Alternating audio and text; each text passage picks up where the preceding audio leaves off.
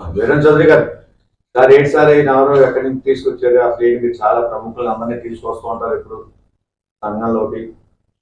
Last time Telangana నుంచి ఒక ఆయన తీసుకొచ్చారు, కర్ణాటక నుంచి మన రాజమౌళి గారు తండ్రి గారిని తీసుకొచ్చారు.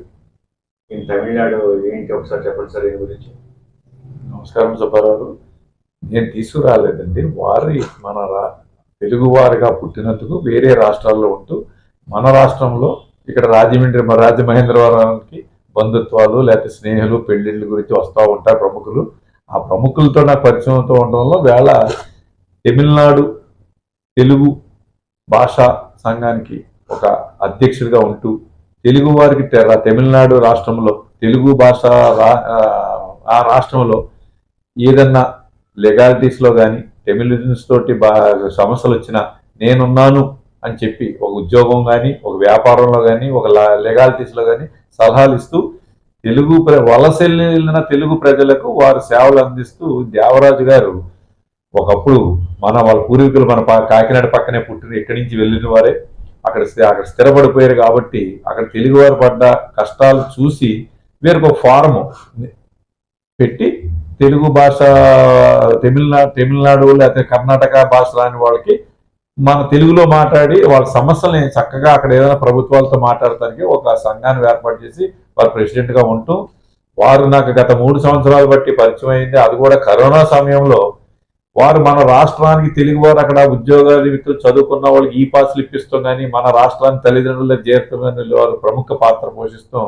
నాకు స్వచ్ఛందంగా జె శ్రీనివాస్ గారని మా బంధువు ఒక ఆయన నాకు ఈయన పరిచయం చేస్తాం. ఆ పరిచయం అలాగే మేము ఎప్పటికప్పుడు తరచు మాట్లాడుకుంటాంలో వేళ అనుకోకుండా వాళ్ళ స్నేహితులు పెళ్లికి మన రాజమహేంద్రవరం వస్తాం. నేను వారిని మర్యాదపూర్వకంగా కలిసి వారిని విషయాలు మాట్లాడుకుంటాం. అంతలోకి మీరు వచ్చారు సార్. వారిని నేను పరిచయం చేస్తాం కాదు, తమిళనాడు వారు అందరికీ పరిచయిస్తలే తెలుగు వారందరికీ. అనుకోకుండా దేవరాజు గారు తెలుగు మమకారంతో తెలుగు భాష మాట్లాడే వాళ్ళ గురించి ఏదైతే సంఘాన్ని ఏర్పాటు చేసి మన రాజమహేంద్రం వచ్చారు. కానీ ఒకప్పుడు చరిత్రలో తెలుగు భాష కూడా రాజమండ్రి ప్రముఖ స్థానం ఉన్నది.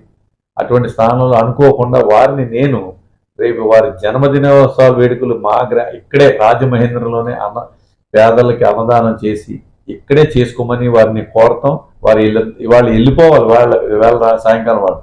కానీ వద్దండి, రేపు మీ జన్మదిన వేడుకలు తెలుగు భాష పుట్టిన రాజమహేంద్రంలో మన గౌతమి గ్రంథాలయంలో మన సజీవకాని సంఘంలోనే ఎక్కడో చేసుకుని మీరు ఈ భాష మీద ఉన్న మమకారంతో మా రాజమండ్రిలో మీ జన్మదిన వేడుకలు చేసుకోమని కోరతాం. వారు అంగీకరించుకుని ధన్యవాదాలు తెలియజేస్తాం. సార్, మీ నాన్నగారి పేరేంటి? మీ వంశం ఎక్కడ పుట్టింది ఒకసారి చెప్పండి సార్. అందరికీ నమస్తే. నా పేరు దేవరకొండ రాజు. తమిళనాడు తెలుగు పీపుల్ ఫౌండర్ ప్రెసిడెంట్గా వ్యవహరిస్తున్నా. యాక్చువల్లీ మా తండ్రి గారిది పిఠాపురం, కాకినాడ దగ్గరలో పిఠాపురం. మా తాతగారి నుంచి చెన్నైలో సెటిల్ అవ్వడం జరిగింది. వ్యాపార రీత్యా మా తాతగారు చెన్నై నందనంలో సెటిల్ అయ్యారు. మా నాన్నగారు పుట్టింది జన్మించింది చెన్నైయే. నేను పుట్టి పెరగడం కూడా చెన్నైయే. అయితే తెలుగు మీద అభిమానంతో మా నాన్నగారు castle higher secondary school Telugu medium టీనగర్లో నేను చదువుకోవడం జరిగింది. అలాగా మేము మా పూర్వం అంతా ఆంధ్రప్రదేశ్ అయినప్పటికీ మేము పెరిగింది మా వ్యాపారాలు అన్నీ కూడా చెన్నైలో ఉండడంతో మా బంధువులంతా అక్కడ చెన్నైలో సెటిల్ అయ్యాం. నేను ఏడీఎంకేలో యూత్ వింగ్ వైస్ ప్రెసిడెంట్గా ఉండేవాడిని. ఆ యూత్ వింగ్ వైస్ ప్రెసిడెంట్ ఉండేటప్పుడు తమిళనాడు అంతా తిరిగేటప్పుడు నాకు ఒకటి అర్థమైంది. ఉన్న 8 కోట్ల జనాభాలో తమిళనాడులో అధిక శాతం అంటే దగ్గర 3 కోట్ల మంది మన తెలుగు వారే ఉన్నారు అని. చాలామందికి తెలుగు మాట్లాడ రాదు, కానీ మాతృభాష తెలుగు అనేవారు చాలామంది సంఖ్య ఉన్నారు. సో మిగతా కమ్యూనిటీకి వైజ్గా కొంచెం చూసారంటే వాళ్ళకి లీడర్లు ఉన్నారు, కానీ తెలుగు వారికంటూ ఎవరు లీడర్లు కానీ సంస్థలు కానీ ఏమి లేవు. అంటే మన ఆంధ్ర నుంచి కానీ తెలంగాణ నుంచి కానీ ఎక్కడి నుంచి అయినా మనకి చెన్నైకి వస్తే ఏదైనా ఒక సమస్య వస్తే లీగల్గా పోలీస్ స్టేషన్లు కోర్టులు అన్నీ ఉంటాయి, అది కామన్. అంతవరకు వెళ్లకుండా మిడిల్గా ఒక పెద్ద రకంగా ఎవరన్నా మన ప్రాబ్లం సాల్వ్ చేస్తారని ఎవరు ఎదురు చూసే వాళ్ళ సంఖ్య ఎక్కువ ఉంది. సో అక్కడ తమిళ్ డామినేషన్లో తెలుగు వారు అనగానే కొంతమంది చూడడం ఇవన్నీ నేను కన్నెదురు కూడా చూడడం, చాలా సమస్యల్లో నేను పాల్గొనడం జరిగింది.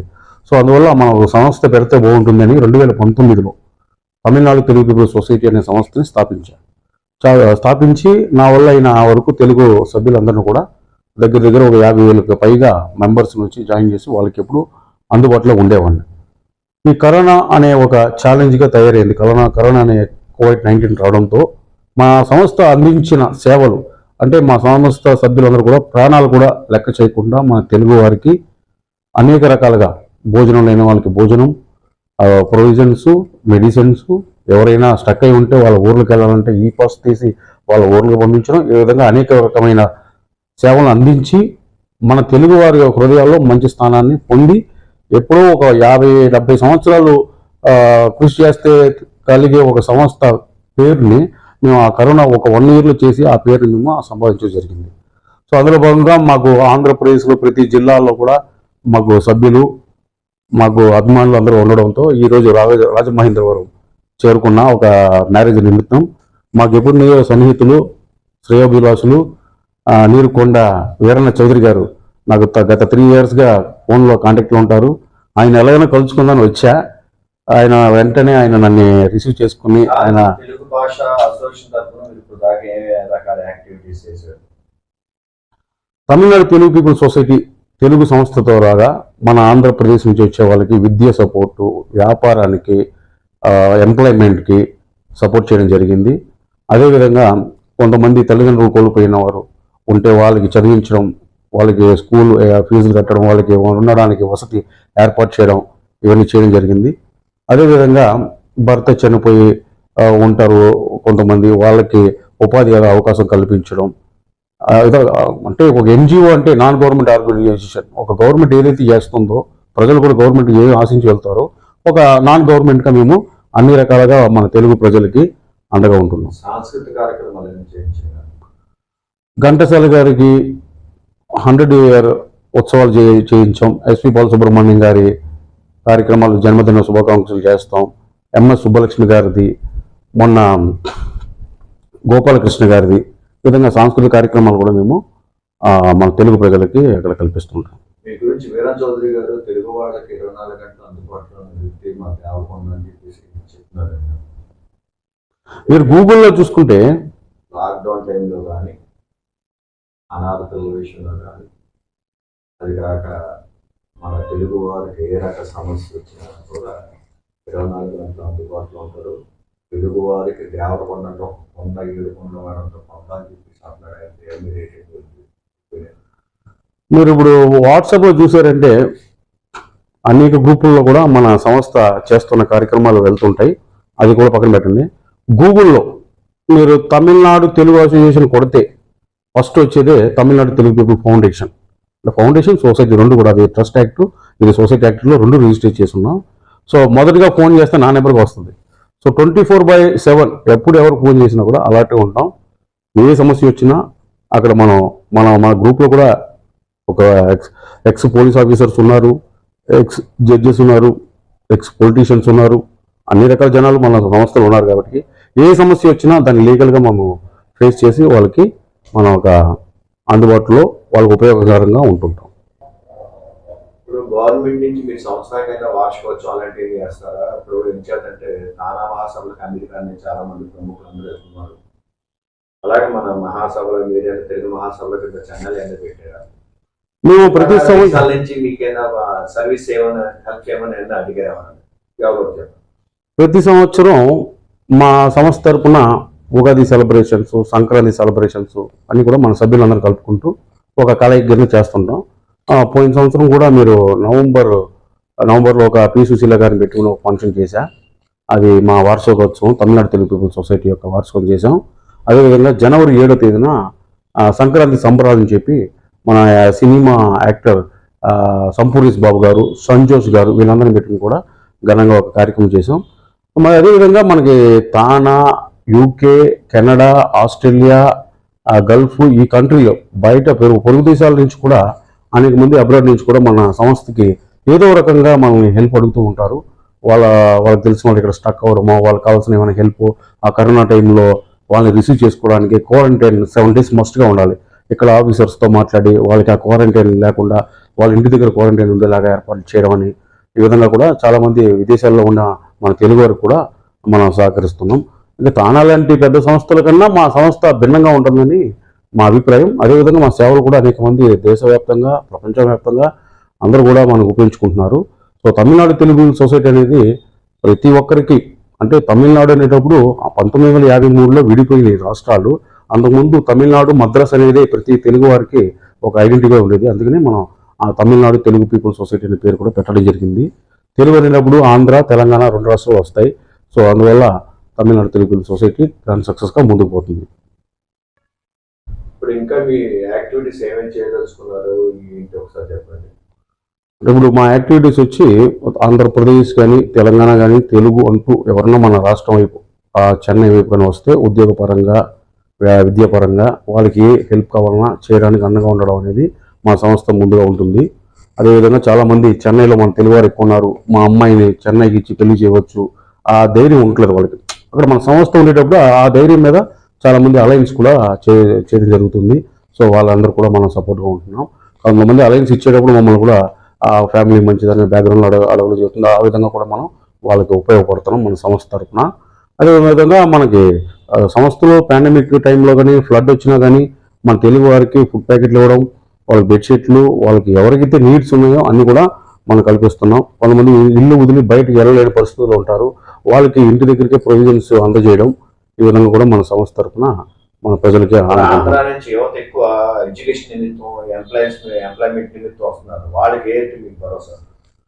ఎంప్లాయ్మెంట్ పర్పస్తో వస్తుంటారు. వాళ్ళు ఏదో ఒక ఇల్లు అద్దెకి తీసుకుంటారు. వాళ్ళు రెంట్లో ఓనర్స్ ఏమో ఒక రేట్ చెప్పి ముందు ఇస్తారు, 10,000 అంటారు. తర్వాత కొన్ని రోజులు పోయిన తర్వాత లేదు 15 చెప్పాను అంటారు.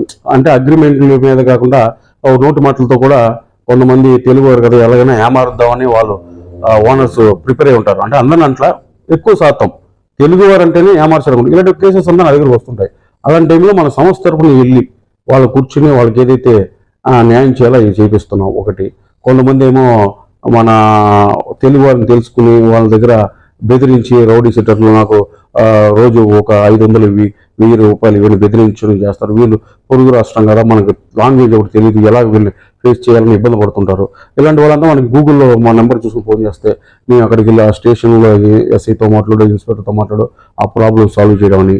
అంటే ఒకటి కాదు 2 కాదు, మీకు అనేక రకమైన ప్రాబ్లమ్స్ వస్తుంటాయి. ఒకవేళ సడన్గా వాళ్ళ ఊర్లకు వెళ్ళాలి, ట్రైన్ టికెట్లు దొరకవు, ఫ్లైట్ ఇబ్బందిగా ఉంటుంది. అలాంటి వాళ్ళకి ఏదైనా కావాలంటే మనకు తెలిసిన ట్రావెల్స్ వాళ్ళని అటాచ్ చేసి వాళ్ళ ప్రాంతాలకు వాళ్ళు పంపడం అని.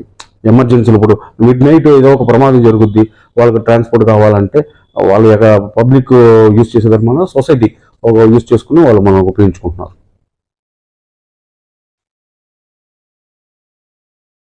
మన తమిళనాడులో తెలుగువారి శాతం గణనీయంగా ఉన్నప్పటికీ ఆంధ్రప్రదేశ్ నుంచి తెలంగాణ నుంచి ఎవరైనా వస్తే ఒక బంధువులు వచ్చినట్టుగా మేము మా తెలుగువారంతా కూడా అక్కడ ఉండే తెలుగువారు భావిస్తాం.